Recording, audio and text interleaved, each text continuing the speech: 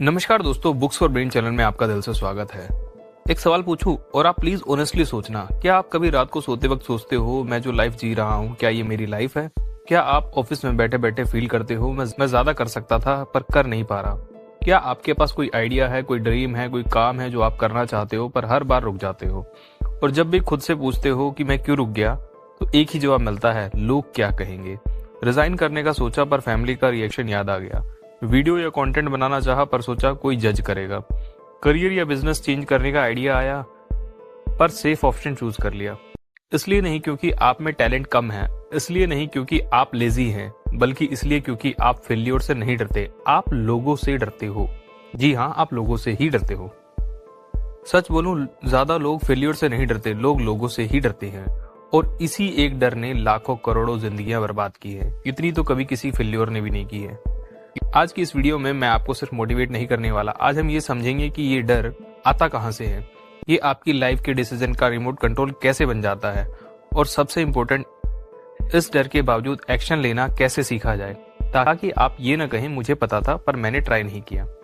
अगर आप भी कभी फील करते हो कि आप भी अपनी लाइफ को पोज पे रख के जी रहे हो, तो ट्रस्ट मी, ये वीडियो एंड तक आपको सारे आंसर्स दे देगी। इस वीडियो में हम 3 चीजें समझेंगे। ये डर आता कहां से है, ये तुम्हारी लाइफ कैसे कंट्रोल करता है, और इसको तोड़ने का प्रैक्टिकल तरीका क्या है। पॉइंट नंबर 1, ये डर आता कहां से है। इस डर की शुरुआत आज से नहीं होती, इसकी शुरुआत बचपन से होती है। जब हम छोटे होते हैं, हमें ये नहीं सिखाया जाता कि कैसे सोचना है, हमें ये सिखाया जाता है कि कैसे बिहेव करना है। स्कूल में जब मार्क्स अच्छे आते हैं, टीचर्स बोलती है गुड बॉय, गुड गर्ल, पर जब कोई स्टूडेंट सवाल पूछता है, अलग सोचता है या रूल से थोड़ा बाहर जाता है, तो रिस्पॉन्स होता है ज्यादा मत सोचो, लाइन में रहो, टाइम वेस्ट मत करो। यहीं पे एक साइलेंट लेसन फीड हो जाता है। अप्रूवल मिलता है जब तुम सेफ हो, प्रॉब्लम तब बनती है जब तुम डिफरेंट हो। ये चीज हमें सिंपल वे में नहीं बताई जाती, पर धीरे धीरे दिमाग में फीड हो जाती है।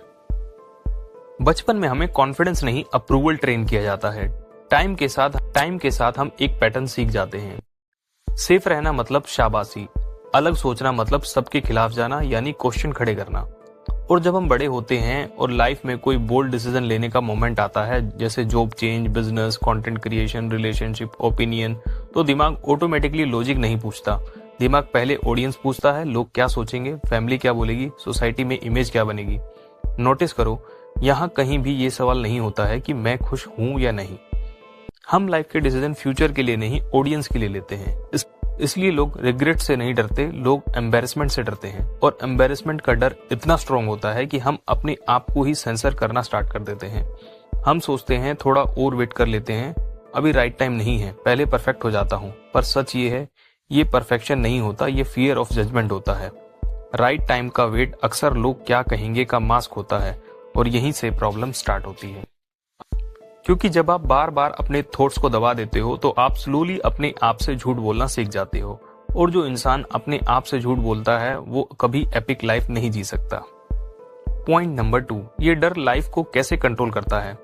ये डर सिर्फ सोच तक लिमिटेड नहीं रहता, ये धीरे धीरे तुम्हारी पूरी लाइफ का रिमोट कंट्रोल बन जाता है।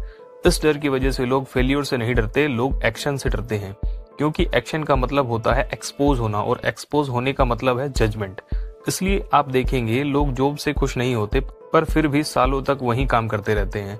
रोज सुबह उठते हैं, ऑफिस जाते हैं, और दिल में एक ही थॉट होता है, बस ये फेज निकल जाए। और फिर पर फेज कभी नहीं निकलता, क्योंकि जॉब छोड़ने का मतलब सिर्फ रिस्क लेना नहीं है।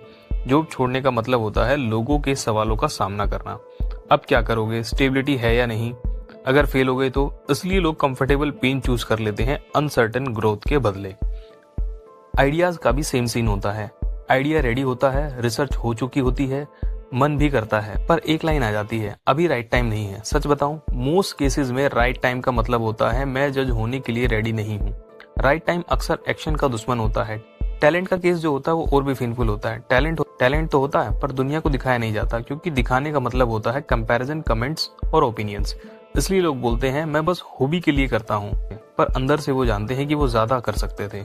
और यहीं पे एक इंपॉर्टेंट बात समझो, फेलियर सिर्फ एक मोमेंट होता है, एक इवेंट, पर रिग्रेट रोज तुम्हारे साथ उठता है और रोज तुम्हारे साथ सोता है। फेलियर एक दिन दर्द देता है, पर रिग्रेट रोज दर्द देता है।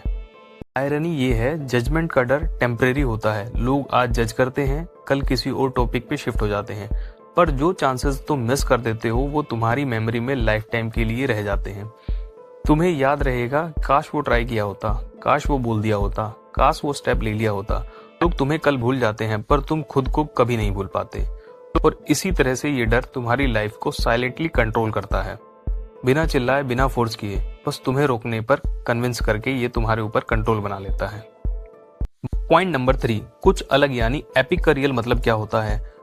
हमने एपिक वर्ड को बहुत गलत जगह पे रख दिया है। जब भी हम एपिक सुनते हैं दिमाग में तुरंत इमेजेस आती हैं, ओवरनाइट सक्सेस, फेम, पैसा या कोई बड़ा ब्रेक थ्रू। पर सच ये है, एपिक चीजें लाउड नहीं होती, वो क्वाइटली शुरू होती हैं। एपिक का मतलब ये नहीं होता कि सब कुछ एक दिन में चेंज हो जाए। एपिक का मतलब होता है जब तुम्हें पता हो कि तुम्हें डर लग रहा है और फिर भी तुम मूव करो। जब दिमाग बोले रुक जा, सेफ रह, और तुम बोलो मैं ट्राई करूंगा। एपिक का मतलब फियरलेस होना नहीं, डर के बाद एक्शन लेना होता है। एपिक मोमेंट्स ज्यादातर प्राइवेट होते हैं, कैमरे के पीछे, ऑडियंस के बिना। पहला वीडियो जब कॉन्फिडेंस जीरो हो, पहला मैसेज जब रिप्लाई का डर हो, पहला डिसीजन जब अप्रूवल कहीं से नहीं आ रहा हो। बाहर से ये चीजें नॉर्मल लगती हैं पर अंदर से तुम्हारी आइडेंटिटी चेंज कर देती हैं। यहीं पे एक इंपॉर्टेंट ट्रुथ समझो, कॉन्फिडेंस कोई मैजिक फीलिंग नहीं होती जो पहले आती हो और फिर तुम स्टार्ट करो।